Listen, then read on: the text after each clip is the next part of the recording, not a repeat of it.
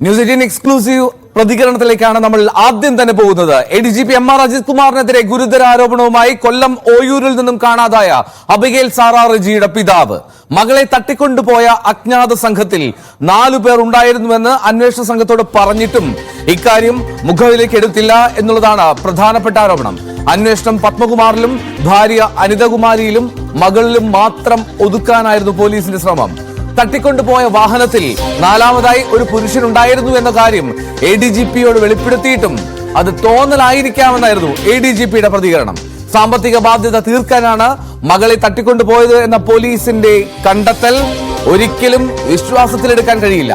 മകളെ ജീവനോടെ കണ്ടെത്തേണ്ടിയിരുന്നതിനാലാണ് പോലീസിനെതിരെ പ്രതികരിക്കാതിരുന്നത്. പുനരന്വേഷണം ആവശ്യപ്പെടാനുള്ള ആസ്തി ഇല്ലാത്തതുകൊണ്ടാണ് അതിന് തയ്യാറാകാതെ ഇരിക്കുന്നതെന്നും റെജി ജോൺ ന്യൂസ് 18നോട് പറഞ്ഞു. News 18 exclusive. കേസുമായി ബന്ധപ്പെട്ട്, അതായത് അബിഗേൽ സാറയെ കാണാതായതുമായി ബന്ധപ്പെട്ട അന്വേഷണം വലിയ തരത്തിൽ ആ സമയത്ത് മാധ്യമങ്ങളിൽ ഈ വാർത്ത നിറഞ്ഞു നിന്ന സമയത്ത് നടക്കുന്നുണ്ടായിരുന്നു. പിന്നീട് അതുമായി ബന്ധപ്പെട്ട നിലവിൽ ഈ കേസിന്റെ സ്റ്റാറ്റസ് എന്താണ്? ഇപ്പോഴത്തെ നിലവില് എന്ന് പറഞ്ഞാല് അന്വേഷണം അത് കോടതിയിൽ എത്തിയിട്ടുണ്ട്. അപ്പം 30-ാം തീയതി ആയിരുന്നു ഇപ്പൊ ഒരു ഇത് വെച്ചിട്ടുണ്ടായിരുന്നു. 30-ാം തീയതിയില് ഇത് കേസ് വീണ്ടും 6-ാം തീയതിയിലേക്ക് പരിഗണിച്ചെന്നാണ് ക്രൈംബ്രാഞ്ച് ഓഫീസിൽ നിന്ന് ഞാൻ വിളിച്ച് തിരക്കിയായിരുന്നു. കാര്യം പത്രത്തിൽ ഇങ്ങനെ ഒരു ഇതുണ്ടായിരുന്നു, കേസ് 30-ാം തീയതിയിലേക്ക് പരിഗണന എടുക്കുന്നുണ്ടെന്നുണ്ട്. അപ്പൊ 30-ാം തീയതി ഞാൻ അന്വേഷിച്ചപ്പോൾ 30-ാം തീയതിയിലെ കേസ് മാറ്റി വീണ്ടും 6-ാം തീയതിയിലേക്ക് മാറ്റി എന്നുള്ളതാണ് എനിക്ക് അറിയാൻ സാധിച്ചത്.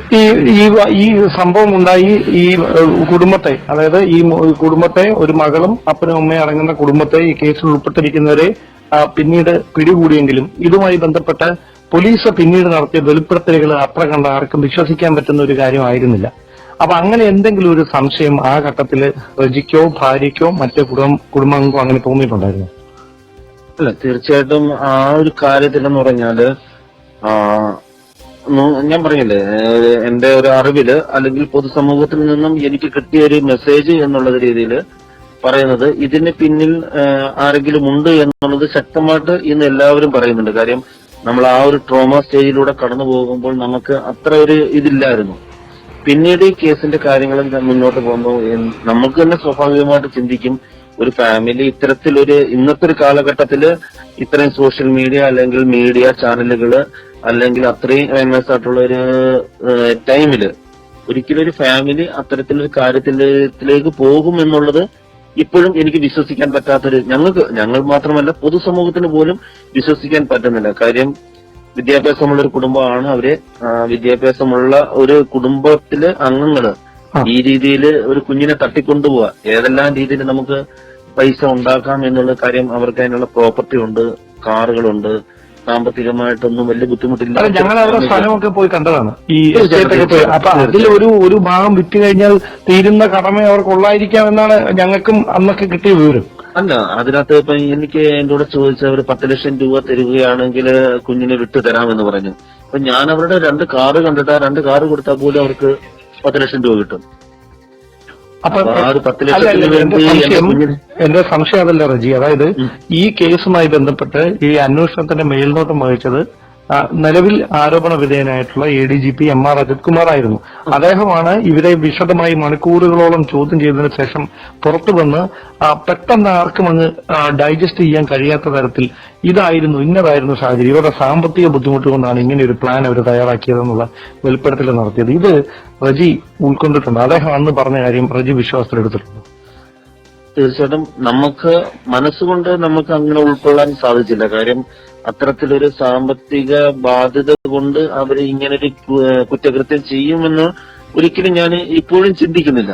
പക്ഷെ എങ്കിലും അന്വേഷണ സംഘത്തിന്റെ ഭാഗത്തിൽ ഇരിക്കുന്നതും അന്വേഷണം അന്വേഷിച്ച് ആ കാര്യങ്ങൾ കൊണ്ടുവന്നത് കൊണ്ട് നമ്മൾ അതിനകത്തോട്ട് കൂടുതൽ ഇൻവോൾവ് ആയില്ല. കാരണം എന്നെ സംബന്ധിച്ച് അല്ലെങ്കിൽ ഞങ്ങളുടെ കുടുംബത്തെ സംബന്ധിച്ച് ഇന്ന് നമുക്കറിയാം, സമൂഹത്തില് പല കുഞ്ഞുങ്ങളും ഇങ്ങനെ സംഭവത്തില് ഏത് രീതിയിലാണ് സാഹചര്യമുണ്ട്. പക്ഷെ ആ പിന്നീട് ഉണ്ടാവുന്ന ഒരു അവസ്ഥ എന്താണെന്ന് നമുക്കറിയാം. പക്ഷെ ആ ഒരു അവസ്ഥയിൽ നിന്നൊക്കെ നമ്മുടെ കുഞ്ഞിനെ ഒരു പോറൽ പോലും ഏക്കാതെ നമ്മുടെ കുഞ്ഞിനെ നമുക്ക് കൈ കിട്ടി. അല്ല, അത് മനസ്സിലാക്കുന്നു. ഞാൻ ഇങ്ങനെ ചോദിക്കാനുള്ള കാരണം, ഈ 3 പേർക്ക് പുറമെ വേറെ ആരെങ്കിലും ഈ സംഭവത്തിൽ ഉൾപ്പെട്ടിട്ടുണ്ടെന്നൊരു സംശയം നിങ്ങൾ പോലീസിനോട് പറയുകയോ ആ രീതിയിലേക്ക് ഇവർ അന്ന് അന്വേഷണം നടത്തുകയോ ചെയ്തിരുന്നു? അങ്ങനെ എന്തെങ്കിലും ഒരു ഇടപെടൽ ഉണ്ടായിട്ടുണ്ടായിരുന്നു? നമ്മള് പലപ്പോഴും ആ ഒരു അന്വേഷണ സമയത്തൊക്കെ നമ്മൾ പറയാറുണ്ട് സാറേ, നമുക്ക് അപ്പം എന്റെ മകൻ തന്നെ അന്ന് പറഞ്ഞിട്ടുണ്ട് 4ാമതൊരാളുണ്ടെന്നാണ് പറഞ്ഞത്.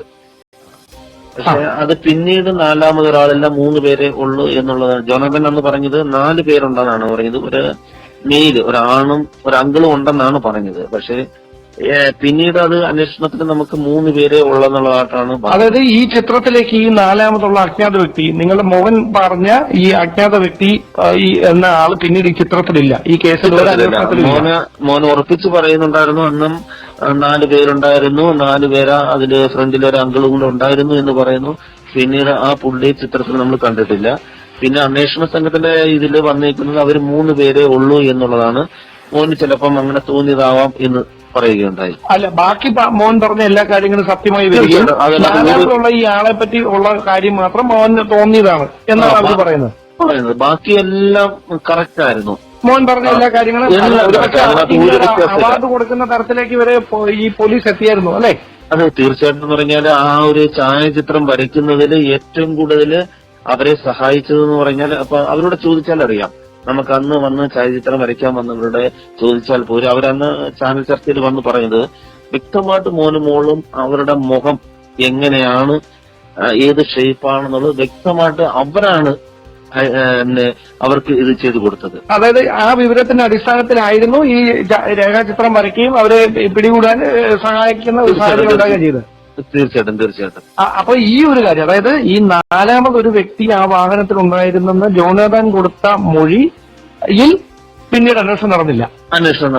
അത് പിന്നെ അവര് മകൻ കൊടുത്തു. പക്ഷെ അവര് അന്വേഷിച്ചിട്ട് അങ്ങനെ ഒരു വ്യക്തി ഇല്ല, 3 പേരെ ഉള്ളൂ എന്നുള്ള ഒരു രീതിയിലേക്ക് ആ കാര്യം വന്നെത്തുകയുണ്ടായി. അല്ല, അങ്ങനല്ല. ഈ 4ാമതൊരു വ്യക്തി ഇല്ല എന്ന് ഉറപ്പിച്ചു പറഞ്ഞതാരാണ്? ADGP ആയിരുന്നു? അവരാണ് അന്വേഷണ സംഘമാണ് പറയുന്നത് 4ാമതൊരു വ്യക്തി ഇല്ല എന്നുള്ളത്. ബാക്കി മോൻ പറഞ്ഞ എല്ലാ കാര്യങ്ങളും ജോണാഥൻ പറഞ്ഞ കാര്യങ്ങളെല്ലാം കൃത്യമാണ്. ഈ ഒരു കാര്യം മാത്രമില്ല, ഈ കുടുംബത്തിലേക്ക് അങ്ങ് ഒതുങ്ങി. ഒതുങ്ങി. കാര്യം വെള്ള കാർ എന്ന് പറയുന്നു, മറ്റേ ലേഡീസിന്റെ കാര്യങ്ങൾ പറയുന്നു, കാറിൽ പുള്ളിക്കാരൻ തൊപ്പി വെച്ചിട്ടുണ്ടെന്ന് പറയുന്നു. ഇതെല്ലാം പറയുന്നത് എല്ലാം കറക്റ്റ് ആയിരുന്നു. അവൻ കമ്പ് കൊണ്ട് അടിച്ചെന്ന് പറയുന്നത് കറക്റ്റ് ആയിരുന്നു. വണ്ടിയിൽ തൂങ്ങി അവന്റെ മുട്ട് മുറിഞ്ഞെന്നുള്ളത് പറയുന്നു. അതെല്ലാം എല്ലാ കാര്യങ്ങളും വൈറ്റ് കാറാന്ന് പറയുന്നു. ഇതെല്ലാം കറക്റ്റ് ആയിരുന്നു. പക്ഷെ അവൻ അതിന്റെ എല്ലാം പറഞ്ഞതിൽ ഒരു കാര്യം കൂടെ പറഞ്ഞു, 4ാമതൊരാളുണ്ടായിരുന്നു എന്ന്. അതവൻ അന്ന് ഉറപ്പിച്ച് പറഞ്ഞിരുന്നു. പിന്നീട് അതൊരു പുരുഷനായിരുന്നു എന്നാണോ പറഞ്ഞത്? അത് പുരുഷനായിരുന്നു എന്നാണ് അന്ന് പറഞ്ഞിരുന്നത്. ഓക്കെ. അപ്പൊ എന്റെ സംശയമുള്ള കാര്യം, അങ്ങനെ ഇവരെ ഈ 3 പേരിലേക്ക് അന്വേഷണം ഒതുക്കിയിട്ടുണ്ടെങ്കിൽ അത് എന്തുകൊണ്ടാണെന്നാണ് റജി മനസ്സിലാക്കുന്നത്? റജിക്ക് അപ്പോഴുണ്ടായ സാഹചര്യങ്ങളിൽ നിന്ന് നിങ്ങൾ എന്താണ് മനസ്സിലാക്കുന്നത്? അല്ല, ഞാൻ പറഞ്ഞില്ലേ, നമ്മളെ സംബന്ധിച്ച് ഒരു അന്വേഷണ സംഘം അന്വേഷിച്ച് അത് 3 പേരാണ്, സാമ്പത്തിക ബാധ്യത കൊണ്ടാണ് ചെയ്തത്, അവരങ്ങനെ ചെയ്തതാണെന്നുള്ള രീതിയിലേക്ക് വന്നപ്പോഴത്തേക്ക് ഞാൻ പറഞ്ഞില്ലേ, ഞങ്ങളെ സംബന്ധിച്ച് നമുക്ക് നമ്മുടെ കുഞ്ഞായിരുന്നു. പിന്നെ എന്താണെന്നുള്ളത് ഇനി നിയമം അല്ല, ഇത് ഒരുപാട് കുട്ടികളെ ഇതുപോലെ കാണാതെ പോകുന്നുണ്ട്. അപ്പൊ നിങ്ങൾക്ക് അറിയാവുന്ന സത്യം നിങ്ങൾ മറച്ചു വെച്ച് കഴിഞ്ഞാൽ അത് മറ്റു കുട്ടികളുടെ ഭാവിയെ കൂടി ബാധിക്കുന്ന ഒരു കാര്യമാണ്. തീർച്ചയായിട്ടും. ഞാൻ പറഞ്ഞില്ലേ, നമ്മൾ അറിയാൻ സാധിച്ചത് ഇവരുടെ ലിസ്റ്റിൽ തന്നെ കുട്ടികൾ എണ്ണം കൂടുതലുണ്ടെന്നുള്ളതാണ് ഞാൻ അറിയുന്നത്. അതായത് ഈ പോലീസ് പിടിച്ചെടുത്ത ലിസ്റ്റിൽ അവരുടെ ഒരു ഡയറിയോ എന്തോ ഒരു ഇതില് അവരുടെ ലിസ്റ്റിൽ തന്നെ കുഞ്ഞുങ്ങളുടെ ഇത് എണ്ണം ഉണ്ടെന്നുള്ളതാണ് അന്നത്തെ നമുക്ക് മനസ്സിലാക്കാൻ സാധിച്ചത്. അതായത് ഈ 3 പേർക്ക് മാത്രമായിട്ട് ചെയ്യാൻ പറ്റുന്ന ഒരു കുറ്റകൃത്യം അല്ല ഇതെന്നാണോ? അങ്ങനെയാണോ മനസ്സിലാക്കുന്നത്? തീർച്ചയായിട്ടും. അതാണ് തീർച്ചയായിട്ടും ഞങ്ങൾക്ക് മാത്രമല്ല ഇപ്പോഴും പൊതുസമൂഹം ഇന്നും എല്ലാ ദിവസവും ഒരു വ്യക്തിയെങ്കിലും എന്നെ കാണുമ്പോൾ അത് പറയും, ആ കേസ് എന്തായി, എന്താണ് അതിന്റെ അന്വേഷണം, എങ്ങനെ പോയി, ആ 3 പേരിൽ മാത്രം ഒതുങ്ങിയോ കേസ് എന്ന് ചോദിക്കും. കാര്യം എന്ന് പറഞ്ഞാൽ ആർക്കും ചിന്തിക്കാൻ പറ്റാത്തതെന്ന് പറഞ്ഞാൽ ഒരു 20-21 വയസ്സുള്ള ഒരു പെൺകുട്ടി ഇന്നത്തെ സമൂഹത്തിൽ ജീവിക്കുന്നു, വിദ്യാഭ്യാസമുള്ളൊരു വ്യക്തി, സോഷ്യൽ മീഡിയ കൈകാര്യം ചെയ്യുന്നു, എല്ലാ രീതിയിലും ചെയ്യുന്നു. ആ കുട്ടിയുടെ പിതാവ് എനിക്ക് തോന്നുന്നു പിന്നെ TKM കോളേജില് നല്ല മാർക്കോടുകൂടി പാസ്സായ ഒരു വ്യക്തിയാണ് എഞ്ചിനീയറിംഗിന്. അതുപോലെ പുള്ളിക്കാരത്തിന്റെ വൈഫ് നല്ല വിദ്യാഭ്യാസവും എല്ലാ രീതിയിലും നല്ല രീതിയിലുള്ളൊരു ഫാമിലിയാണ്. പെട്ടെന്ന് അവര് ഈ രീതിയിലേക്ക് പോകും എന്നുള്ളത് തന്നെ ഒരു സംശയാസ്പദമായ ഒരു കാര്യം തന്നെയാണ്. അതായത് ഒരു ഫൂളിഷ് ആയിട്ടുള്ള ഒരു ആശയം നടപ്പിലാക്കി പണം സമ്പാദിക്കാമെന്ന അങ്ങനെ ഒരു നിലവാരത്തിലേക്ക് താഴാൻ മാത്രമുള്ള ഒരു അറിവല്ല ആ കുടുംബത്തിനുള്ള. ഒരിക്കലും ഇല്ല. അതൊരു നമുക്കറിയാം, ഞാൻ പറഞ്ഞില്ലേ, ഒരു അങ്ങനൊരു മെന്റാലിറ്റിയിൽ ജീവിക്കുന്ന ഒരു കുടുംബമോ അല്ലെങ്കിൽ അങ്ങനൊരു ക്രൈം ചെയ്ത് ആ ക്രൈമിലൂടെ വന്നൊരു ഫാമിലി ഒന്നും അല്ല നമ്മൾ കണ്ടേക്കുന്നത്. അങ്ങനെയാണെങ്കിൽ ഈ എം.ആർ. അജിത് കുമാർ നടത്തിയ മേൽനോട്ടം വഹിച്ച അന്വേഷണത്തിൽ ഈ രക്ഷിക്കാൻ ശ്രമിച്ചത് ആരെയാണെന്നാണ് നിങ്ങളുടെ സംശയം? എന്താണ്? ഞാനിപ്പോഴും പറയുന്നത് ഇതിന് പിന്നിൽ, ഞാൻ അന്നും ഒരു കാര്യം പറഞ്ഞിട്ടുണ്ട്, ഇപ്പോഴും പറയുന്നത് ഇതിന് പിന്നിൽ ആരെങ്കിലും ഉണ്ടെങ്കിൽ അത് തീർച്ചയായിട്ടും കണ്ടുപിടിക്കണം. കാര്യം എന്റെ ഒരു കുഞ്ഞല്ല, നമുക്ക് ഒരുപാട് കുഞ്ഞുങ്ങൾ എല്ലാവർക്കും ഉണ്ട്. നാളെ ഒരു വ്യക്തിക്കും അല്ലെങ്കിൽ ഇങ്ങനെ ഇതിന്റെ പേരില് ഇതിന്റെ പിന്നിൽ പ്രവർത്തിച്ചവര് രക്ഷിക്കപ്പെട്ടു അല്ലെങ്കിൽ ഇവര് നിരപരാധികൾ ശിക്ഷിക്കപ്പെട്ടു എന്നുള്ള രീതിയിലേക്ക് പോകാതെ അന്വേഷണം യഥാർത്ഥമായി പറഞ്ഞാൽ കുറച്ചും കൂടെ പോയിരുന്നെങ്കിൽ ചിലപ്പോൾ തീർച്ചയായിട്ടും എവിടെങ്കിലും എത്തിച്ചേർന്നേ. അല്ല, അങ്ങനെ എന്റെ സംശയം ഒരു കാര്യം കൂടെ, അതായത് അങ്ങനെ ഉണ്ടെങ്കിൽ നിങ്ങൾ എന്തുകൊണ്ടാണ് ഇത്രയധികം നാളായി ഈ ഒരു സംഭവം ഉണ്ടായിട്ട് നിങ്ങൾ അതിലൊരു തുടർന്നൊരു സ്റ്റെപ്പ് മുമ്പോട്ട് വെക്കാതിരുന്നത് എന്തുകൊണ്ടാണ്? അല്ല, നമുക്ക് വേണമെങ്കിൽ അന്വേഷണ സംഘത്തിനോട് ഇത് തൃപ്തികരമല്ല, ഇതൊരു പുനരന്വേഷണം വേണമെന്ന് വേണമെങ്കിൽ പറയാമായിരുന്നു. ഞാൻ പറഞ്ഞില്ലേ, നമ്മളെ സംബന്ധിച്ച് ഒരു ഓപ്പൺ മൈൻഡിൽ ഞാൻ പറയുന്നത് പറയാം, നമ്മുടെ ഒരു വിശ്വാസ രീതി അനുസരിച്ച്, നമ്മുടെ രീതി അനുസരിച്ച് നമ്മുടെ കുഞ്ഞിനെ ഒരു പോറൽ പോലും ഏൽക്കാതെ ലോകം മുഴുവനും കണ്ണീരോടെ പ്രാർത്ഥിച്ച് നമ്മുടെ കുഞ്ഞിനെ കിട്ടി. ഇപ്പോഴും നമ്മള് മനസ്സിൽ ചിന്തിക്കുന്ന ഒരു വ്യക്തിന് ആരാണ് ഇത് തെറ്റ് ചെയ്ത്, ആരാണ് കുറ്റം ചെയ്ത്, അല്ല ആരാണ് ഇത് ചെയ്ത്, അവർക്ക് അവരുടെ ശിക്ഷ ദൈവം കൊടുക്കും അല്ലെങ്കിൽ കാലം നാളെ അവർക്ക് കൊടുക്കും എന്നുള്ള നിങ്ങളുടെ വിശ്വാസവുമായി തുടരട്ടെ. അതുമല്ല, ഒരു തുടരന്വേഷണം ആയിട്ട് നമ്മൾ മുന്നോട്ട് പോയി കഴിഞ്ഞാൽ, കാര്യം നമുക്ക് അതിനുള്ളൊരു ആസ്തിയോ അല്ലെങ്കിൽ അതിനൊരു പിടിപാടോ മറ്റോ കാര്യങ്ങളോ ഇല്ല. എവിടെ എത്തിച്ചേരും, എന്താവും എന്നുള്ളൊരു ഇത് തോന്നുന്നുണ്ട്. പക്ഷെ നിങ്ങളുടെ മനസ്സിലൊരു സന്ദേഹമുണ്ട്, ഈ ഒരു വിഷയത്തിലൊരു സന്ദേഹം. അത് ഞങ്ങൾക്ക് എല്ലാവർക്കും ഉണ്ട്, പൊതുസമൂഹത്തിനും ഉണ്ട്, ഞങ്ങളുടെ കുടുംബത്തിനും എല്ലാവർക്കും ഉണ്ട്. പക്ഷെ ഞാൻ പറഞ്ഞില്ലേ, പിന്നീട് നിങ്ങൾ ഈ ഉദ്യോഗസ്ഥർ എപ്പോഴെങ്കിലും സംസാരിക്കുകയോ ഇതിന്മേൽ തുടർ നടപടികളുമായി മുമ്പോട്ട് അങ്ങനെ എന്തെങ്കിലും നിർദ്ദേശം തരിക, അങ്ങനെ എന്തെങ്കിലും നടന്നിട്ടുണ്ടോ? ഇല്ലില്ല, ഒന്നും തന്നിട്ടില്ല. നമ്മള് പിന്നീട് ഇവരുമായിട്ട് ആരുമായിട്ടും സംസാരിച്ചിട്ടില്ല.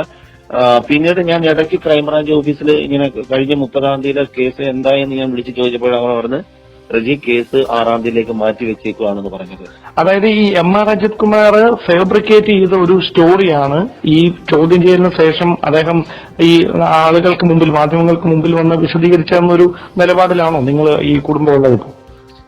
ഞങ്ങളുടെ കുടുംബമല്ല, പൊതുസമൂഹം ഇപ്പോഴും പറയുന്ന ഒരു കാര്യം എന്ന് പറഞ്ഞാൽ പുള്ളിയുടെ ആ ഒരു പ്രസ്താവന ഫാബ്രിക്കേറ്റഡ് ആണ് എന്നുള്ളത് അതിനകത്ത് ചില വാക്കുകൾ എടുക്കുമ്പോൾ നമുക്കത് മനസ്സിലാവുന്നത് ഫാബ്രിക്കേറ്റഡ് ആയിട്ടുള്ള വാക്കുകളാണ് എന്നുള്ളത് പൊതുസമൂഹം നമ്മോട് പറഞ്ഞിട്ടുണ്ട്.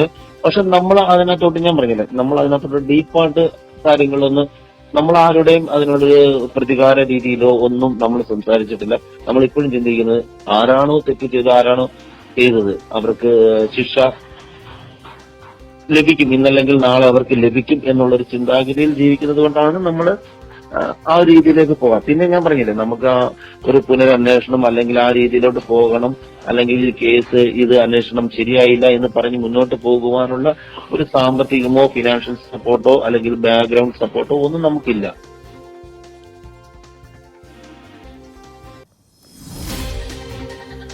അബിഗെയിൽ